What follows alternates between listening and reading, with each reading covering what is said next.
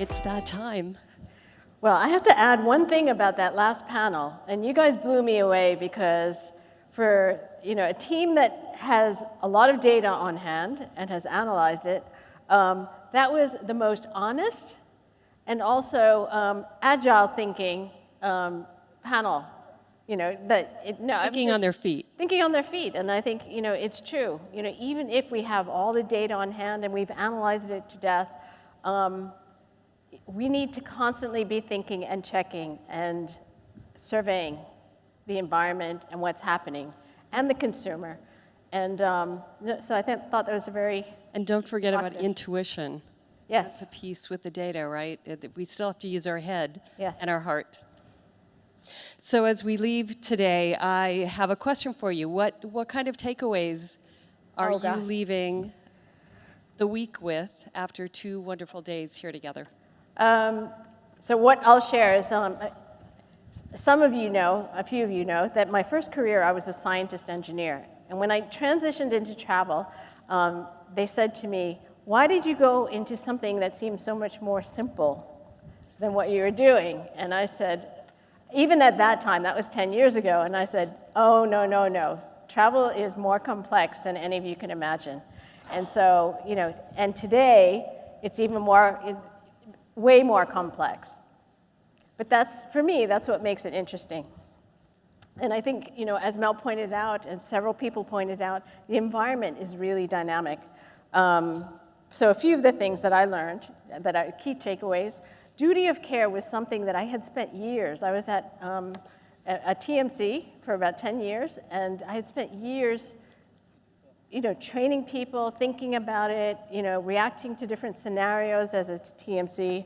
But today, even more than ever, it needs to be more humanized and a more thoughtful approach to handling that. And so kudos to all of you who are in the roles to be considering that. I think it's more important than ever. The importance of clarity in communications.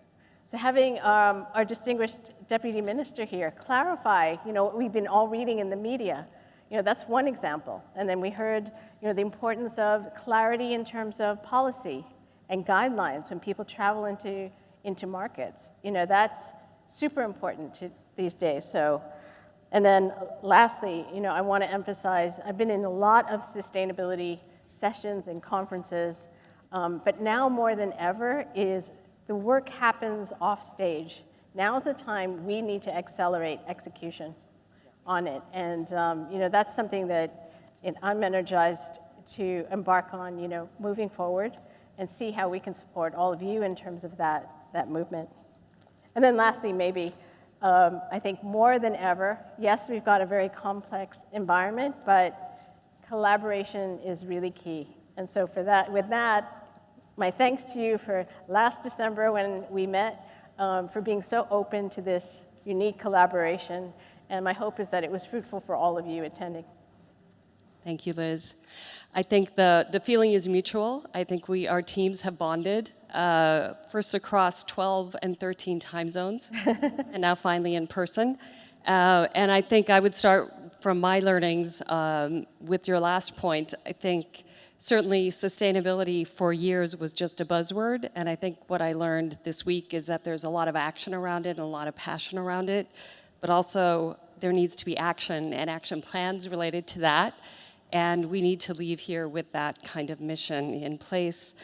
I think my second point is certainly that travel as a sector is interconnected, and where we talked about a year ago, does it make sense for a tourism and destination and MICE organization such as yours to partner with a transient business travel that sometimes talks about MICE organizations such as ours? And I think the interconnectivity, especially in a region such as APAC, there were points of intersection throughout the week related to how transient corporate travel relates to MICE, relates to tourism, and with all the suppliers serving both or all three, I think it makes a lot of sense from the conversation that we had, and blended is just another complex way, and I think that the way that Mel said it was very good, that how are suppliers supposed to know whether we, when we're traveling, are a business traveler that day, or whether we, when we're traveling, are a leisure traveler one day, or whether we're both and we're carrying a suitcase full of shoes that have to serve both purposes, because ladies, face it, it's all about the shoes still. White tennis shoes, I noticed as well, are more prevalent in Europe than they are in APAC, so that is something I learned this week as well.